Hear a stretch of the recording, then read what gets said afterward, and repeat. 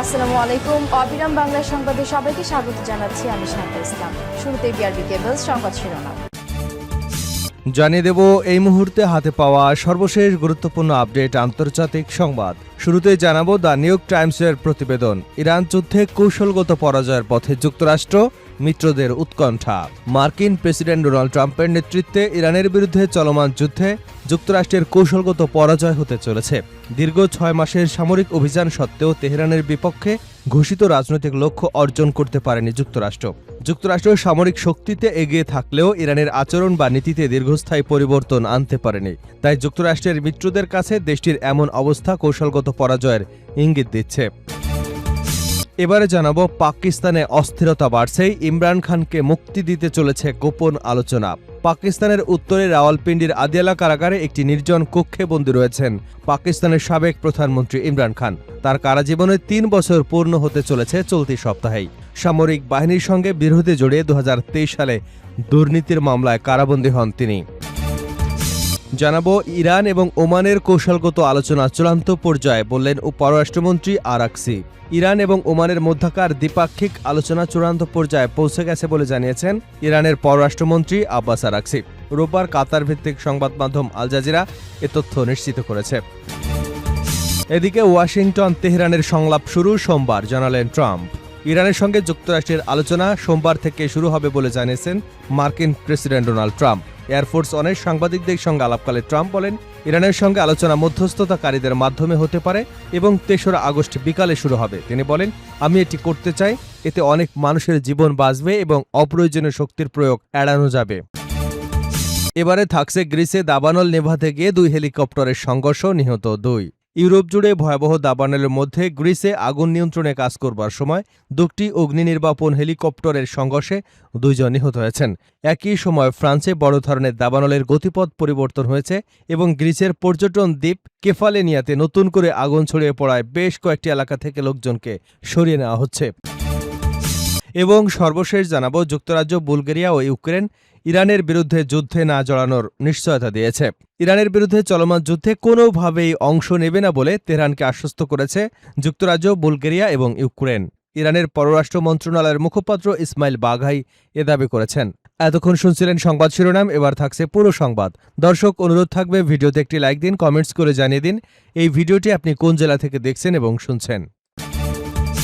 The new York টাইমসের প্রতিবেদন, Iran যুদ্ধে কৌশলগত পরাজয়ের পথে যুক্তরাষ্ট্র, মিত্রদের উৎকণ্ঠা। মার্কিন প্রেসিডেন্ট ডোনাল্ড ট্রাম্পের নেতৃত্বে ইরানের বিরুদ্ধে চলমান যুদ্ধে যুক্তরাষ্ট্রের কৌশলগত পরাজয় হতে চলেছে।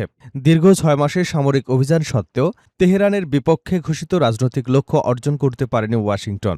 যুক্তরাষ্ট্র সামরিক শক্তিতে এগিয়ে থাকলেও ইরানের আচরণ বা নীতিতে দীর্ঘস্থায়ী পরিবর্তন আনতে পারেনি। তাই যুক্তরাষ্ট্রের মিত্রদের কাছে দেশটির এমন অবস্থা কৌশলগত পরাজয়ের ইঙ্গিত দিচ্ছে।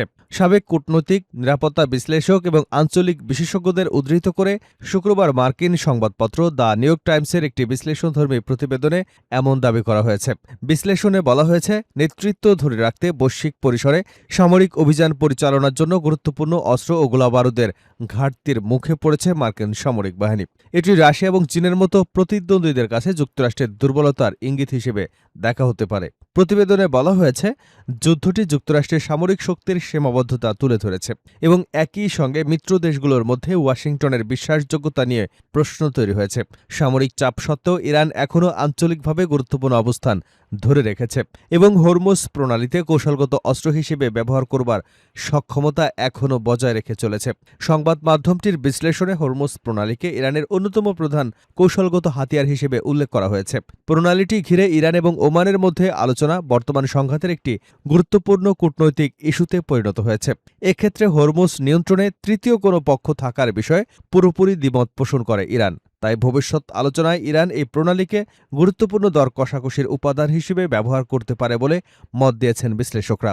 এতে দাবি করা হয়, বর্তমান ইরান তুলনামূলকভাবে আরও কঠোর অবস্থান গ্রহণকারী একটি সরকারের অধীনে আগের তুলনায় দৃঢ় অবস্থানে রয়েছে। দেশটির পারমাণবিক ও ব্যালিস্টিক ক্ষেপণাস্ত্র কর্মসূচি ক্ষতিগ্রস্ত হলেও পুরোপুরি ধ্বংস হয়ে যায়নি। একই সঙ্গে হরমুজ প্রণালীর উপর ইরান কার্যকর প্রভাব বজায় রাখতে পেরেছে। এই যুদ্ধের ফলে যুক্তরাষ্ট্র ও ইসরায়েল উভয় তুলনামূলকভাবে দুর্বল অবস্থানে পড়েছে এবং উদ্বুদ্ধ পরিস্থিতির জন্য একে অপরকে দায়ী করছে। বিশ্লেষকদের মতে যুক্তরাষ্ট্র বৈশ্বিক স্থিতিশীলতার জন্য একটি উপাদানে পরিণত হয়েছে, বিশ্বব্যাপী এমন একটি ধারণা জোরালোভাবে প্রতিষ্ঠা পাচ্ছে। প্রতিবেদনে আরও বলা হয়েছে, যুদ্ধের প্রভাবে যুক্তরাষ্ট্রের কয়েকটি মিত্রদেশের মধ্যে ওয়াশিংটনের নীতিগত ধারাবাহিকতা নিয়ে উদ্বেগ তৈরি হয়েছে। ফলে মধ্যপ্রাচ্যের কিছু দেশ বিকল্প কূটনৈতিক সম্পর্ক জোরদারের চেষ্টা করছে। কিছু মধ্যপ্রাচ্যের মিত্রদেশ মনে করছে যে চলমান যুদ্ধ তাদের নিজস্ব নিরাপত্তাকে প্রভাবিত করেছে। তবে তারা যুক্তরাষ্ট্রের সঙ্গে সম্পর্ক বজায় রাখলেও একই সময় ইরান, ইউরোপ, চীন এবং রাশিয়ার সঙ্গে সম্পর্ক আরও জোরদারের চেষ্টা করছে বলে নিবন্ধে মন্তব্য করেছেন ইন্টারন্যাশনাল ক্রাইসিস গ্রুপের ইরান প্রকল্পের পরিচালক আলী ভায়েস। নিরাপত্তা বিশ্লেষকদের উদ্ধৃতি দিয়ে প্রতিবেদনে বলা হয়েছে, দীর্ঘায়িত যুদ্ধের কারণে যুক্তরাষ্ট্র ও ইসরায়েলের মধ্যে কৌশলগত পার্থক্য বেড়েছে। এছাড়া ইরানের নেতৃত্ব যুক্তরাষ্ট্রের সঙ্গে সম্ভাব্য ভবিষ্যৎ সমঝোতার দায়িত্ব নিয়ে সন্দেহ রয়েছে বলে প্রতিবেদনে উল্লেখ করা হয়েছে। পাকিস্তানে অস্থিরতা বাড়ছেই, ইমরান খানকে মুক্তি দিতে চলছে গোপন আলোচনা। পাকিস্তানের উত্তরে রাওয়ালপিন্ডির আদিয়ালা কারাগারে একটি নির্জন কক্ষে বন্দী রয়েছেন পাকিস্তানের সাবেক প্রধানমন্ত্রী ইমরান খান। তার কারাজীবনে ৩ বছর পূর্ণ হতে চলেছে চলতি সপ্তাহে। সামরিক বাহিনীর সঙ্গে বিরোধে জড়িয়ে ২০২৩ সালে দুর্নীতির মামলায় কারাবন্দী হন তিনি। ২৬ কোটি মানুষের দেশে অন্যতম জনপ্রিয় পরিচিত মুখটিকে এর মধ্যে মাত্র একবারই দেখা গেছে, তবে পরিস্থিতি বদলাচ্ছে। ব্রিটিশ সংবাদ মাধ্যম দ্য অবজারভার সম্প্রতি এক প্রতিবেদনে জানিয়েছে, পাকিস্তানি সামরিক বাহিনীর শীর্ষ কর্মকর্তা ও ইমরান খানের পরিবারের ঘনিষ্ঠ একাধিক সূত্র ইঙ্গিত দিয়েছে, দেশটির সাবেক এই প্রধানমন্ত্রীকে কারামুক্ত করবার বিষয়ে গোপনে শুরু হয়েছে আলোচনা। তবে বিষয়টি অত্যন্ত সংবেদনশীল হওয়ায় তৃতীয় পক্ষের মধ্যস্থতায় তৈরি হয়েছে যোগাযোগের সূত্র। আলোচনার বিষয়টি সম্পর্কে অবগত একটি সূত্র অবজারভারকে নিশ্চিত করেছে, পাকিস্তানকে যদি সামনের দিকে এগিয়ে যেতে হয় তবেই রাজনৈতিক অচল অবস্থার অবসান ঘটানো জরুরি। দীর্ঘদিন ধরে চলা এই রাজনৈতিক অস্থিরতা পাকিস্তানের ব্যাপক ক্ষতি করেছে। এই অচল অবস্থা নিরসনে ইমরান খানকে স্বাস্থ্যগত কারণে মুক্তি দেওয়া একটি সম্ভাব্য পথ হতে পারে। ৭৩ বছর বয়সী এ নেতার চলতি বছরের শুরুর দিকে চোখে একটি অস্ত্রোপচার হয়। কয়েক মাস আগে পরিবারের সঙ্গে তার সমস্ত যোগাযোগ বিচ্ছিন্ন করে দেবার পর শারীরিক অবস্থার দ্রুত অবনতি নিয়ে বারবার উদ্বেগ প্রকাশ করেছেন আত্মীয়স্বজন, রাজনৈতিক সহকর্মীরা। পরিস্থিতি এমন পর্যায়ে পৌঁছায় যে তার মৃত্যুর গুজবও ছড়িয়ে পড়ে।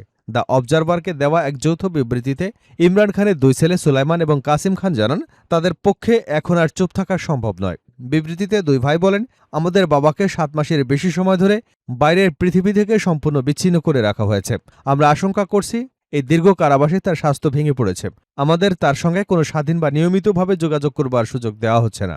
সংবাদ মাধ্যমটিকে একই উদ্বেগের কথা জানিয়েছেন ইমরান খানের আন্তর্জাতিক গণমাধ্যম বিষয়ক উপদেষ্টা সৈয়দ জুলফি বুখারী। তিনি বলেন, ইমরান খানের স্বাস্থ্যগত অবনতি ঘটেছে এবং তার জরুরি ভিত্তিতে উপযুক্ত চিকিৎসার প্রয়োজন। তাকে রাখা হয়েছে সম্পূর্ণ নির্জন কারাবাসে। নিজের বোন, পরিবারের সদস্য কিংবা আইনজীবীদের সঙ্গেও দেখা করতে দেওয়া হচ্ছে না ইমরান খানকে। সরকার ন্যূনতম দায়িত্ববোধ থাকলে ইমরান খানকে দ্রুত মুক্তি দেওয়া উচিত বলে জানান তিনি।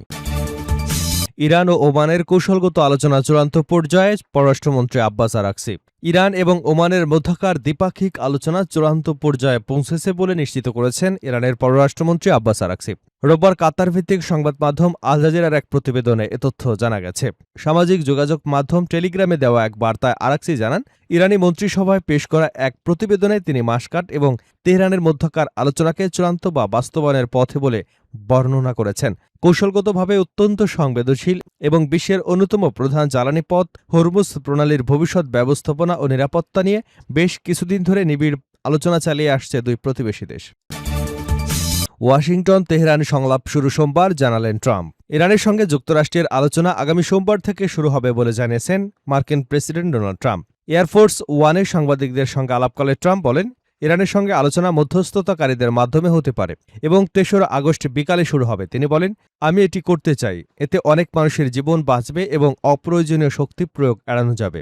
ট্রাম্প বলেন, আমরা যখন চাই তখনই পদক্ষেপ নিতে প্রস্তুত, তবে আমি চুক্তি করতে চাই, আমি মানুষ হত্যা করতে চাই না, কারণ এতে অনেক মানুষ মারা যায়। তিনি জানান, সৌদি আরব, সংযুক্ত আরব আমিরাত, কাতার ও ইরানের সঙ্গে আলোচনার পর শুক্রবারের জন্য পরিকল্পিত একটি বড় ধরনের হামলা বাতিল করতে বাধ্য হয়েছেন। ট্রাম্প আরও বলেন, হরমুজ প্রণালী পরিচালনা নিয়ে একটি সমঝোতা হতে পারে এবং ইরানের পরমাণু কর্মসূচি বন্ধে একটি চুক্তিও হতে পারে বলে তিনি আশা করেছেন।